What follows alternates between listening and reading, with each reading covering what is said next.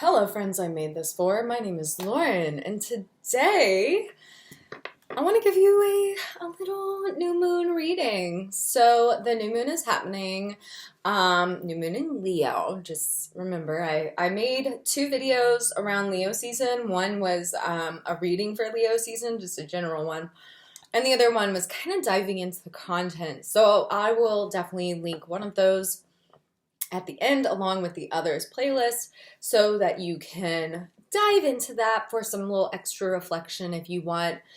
If you've never been here before, my name is Lauren.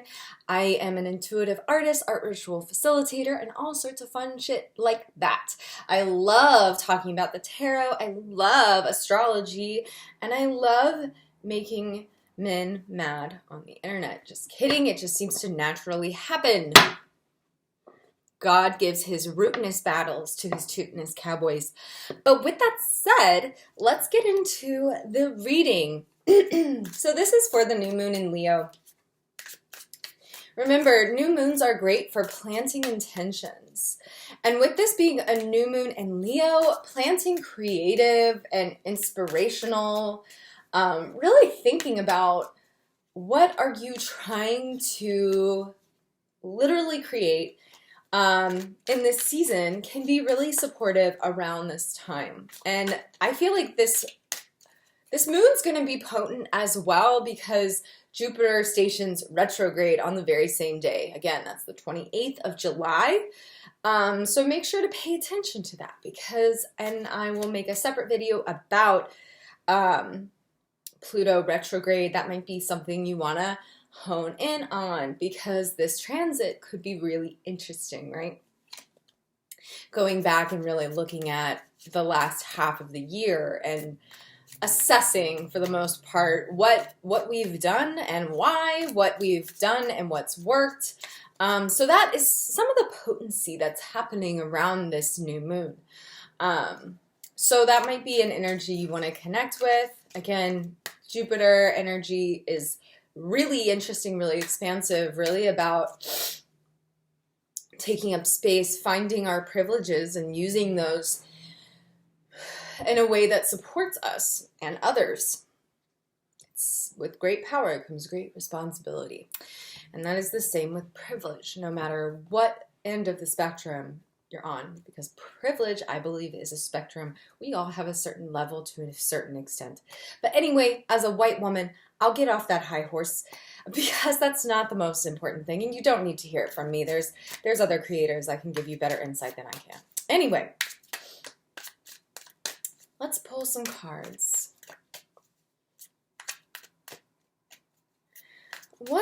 And again, this is generalized, so for the collective, what kind of seeds are we planting? What kind of seeds are we planting for this full moon?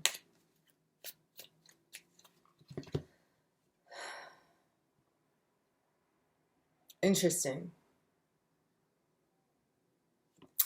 Two of Swords. Oh, by the way, this is the Morgan Greer deck, just so you know who I'm pulling from. That's who this is. Morgan Greer deck. Two of Swords. The seeds we are planting are collectively, again, this is generalized, so use what I say as you choose, as it applies to you. The seeds we are planting right now are within the mind. They are within our subconscious. We see the moon in this card that really connects the subconscious. Also with the eyes being covered. Again, we are kind of being asked to plant seeds in the mind that specifically tie back to perhaps the part of the brain that we are not always bringing awareness to. These might be seeds of protection. You see the arms up like that. These might be seeds of protection before we set forth and really have a plan of action moving forward for this new moon. In this new moon, if you're looking for creative inspiration, if you're looking for the sparks to kind of like send you forward and start really start a project in earnest, I would highly recommend maybe some days before the new moon, doing some morning pages, doing lots of journaling. Morning pages are where you sit down and just channel without judgment whatever comes out of your head. And that might be really supportive in being able to really see what's coming up from your subconscious. You can also do this with art. Just sit down and in your own little art ritual with no judgment, just channeling what you can. Maybe doing a little meditation before and just really channeling, but really tapping into our subconscious is where we want to plant these seeds.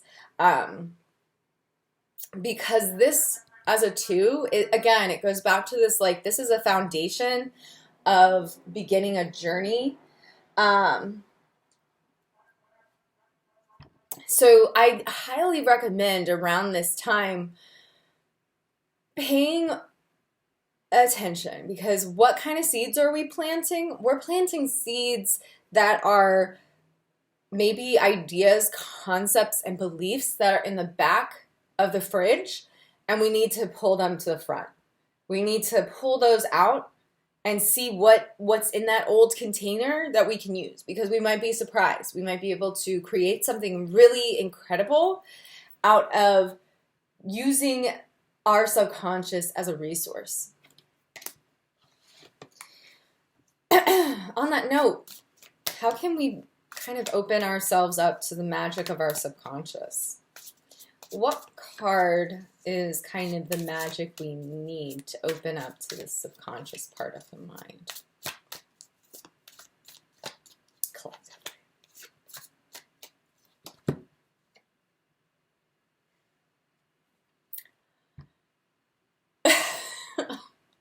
If this isn't so perfect, y'all,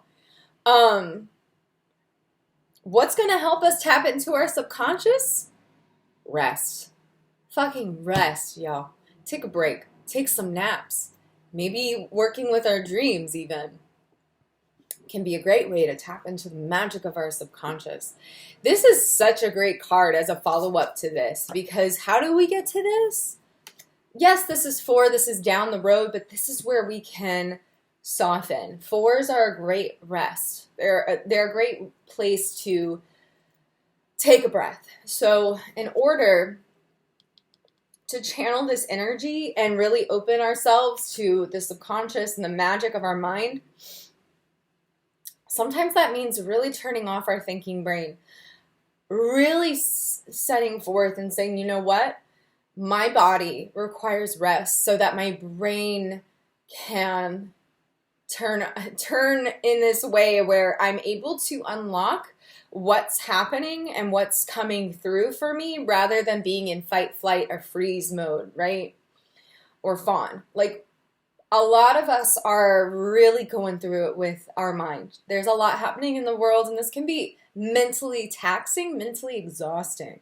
So allowing yourself to rest is going to be really important in order to really tap into the magic real deep in the fridge. We can't do it when we're constantly fighting, right? And so to close us out, what is a medicine card?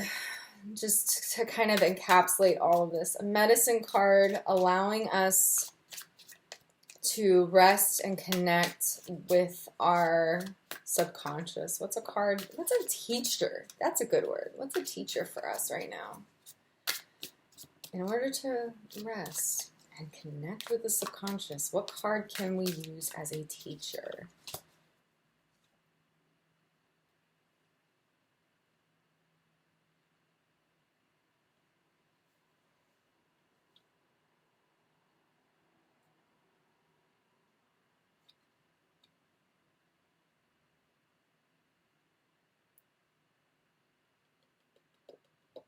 Y'all,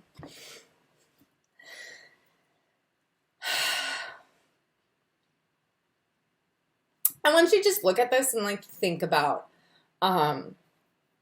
what comes up for you when you see this card. Take a second. I want you to kind of come up with your own interpretation before I tell you mine, because I think as the medicine card, this is really an interesting card. So Nine of Wands, we're close to the end. We're close to the final. We're taking stock, but we're not done guarding the work that we've done. We're not done fighting and doing the shit we had to do.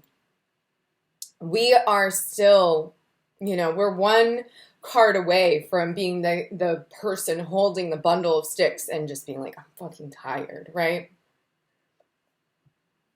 So what does that mean with this card? The invitation with this card that I take as like, how can we rest more in order to get to the subconscious? With this card, I interpret it as saying, look at where you have already been. Look how far you are. Take stock. Take stock of it and don't take it for granted. Don't underestimate what you have accomplished so far. And I see this from my own personal experience. Sometimes when the world is all fuck uppited, we might be on super alert and we might want to guard, but we also need to acknowledge, like, look at all these motherfucking wands we have accumulated. We might be hyper fixated on the fact we have to, like, keep these things and not lose them. But, like, what if we just observed all that we have accomplished and said, you know what? I deserve a fucking rest. I deserve to just, I'm still guarded. I'm not totally, like, down for the count. But can we rest our mind enough just to give us that little bit of like ability to reach the insight? Can we let ourselves rest in this new moon and plant seeds of connecting with our subconscious, with our guides, our elders, our ancestors, and allow ourselves to be guided by the innate magic that we came in this life with this simple but potent power that we hold within ourselves?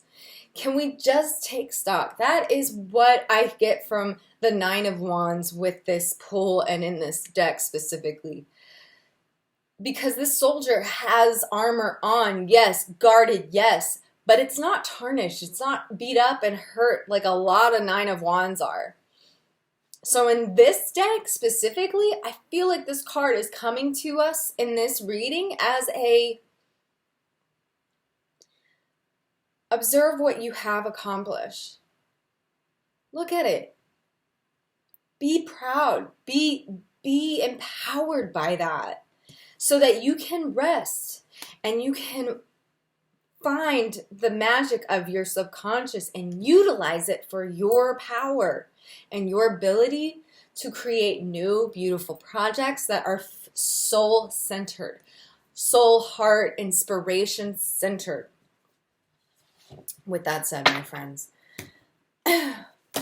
go with God. I hope that was good. This was a little bit longer. I'm trying to keep these like quick readings quicker. But with that said, links down below, like, comment, share, subscribe, ring the bell for notifications. And until next time, friendos, drink lots of water and rest your head, rest your mind. Know that you don't have to be overthinking everything. Allow the subconscious to support you. Take stock knowing that you've done great fucking things and it's just good. Keep going. Bye-bye.